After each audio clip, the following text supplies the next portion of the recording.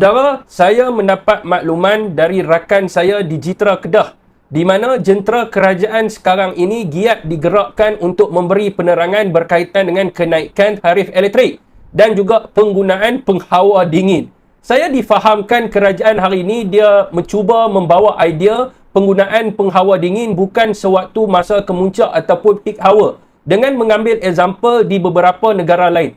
Saudara, example yang diberikan ini langsung tidak sesuai dengan iklim di Malaysia, di mana dasar yang dibuat di negara itu adalah memfokuskan kepada pembaziran tenaga elektrik semasa cuaca sejuk. Examplenya adalah di Amerika Syarikat dan juga di Australia.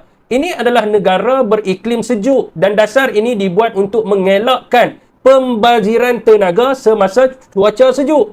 Saudara dan saudari, di Malaysia waktu kemuncaknya adalah sewaktu tengah hari dan petang kerana cuacanya panas dan semua orang menggunakan aircon. Adakah rakyat Malaysia ini perlu menutup aircon mereka semasa cuaca panas? Di Malaysia, kita mempunyai mekanisme ICPT ataupun Imbalance Cost Pass-Through, di mana dasar kerajaan sebelum ini apabila kos penjenaan elektrik menurun, sepatutnya tarif elektrik akan dikurangkan. Jika dilihat sekarang, harga arang batu dunia menurun daripada 133 US dollar setan pada Jun 2024 kepada 106 US dollar setan pada 2025. Saudara, di mana kewajaran pelaksanaan kenaikan tarif elektrik sekarang ini? Ini soal keselesaan dan kualiti hidup rakyat. Adakah rakyat perlu mengorbankan kualiti hidup mereka hanya untuk keuntungan pihak lain? So, kerajaan kena jawab berkenaan dengan benda ini.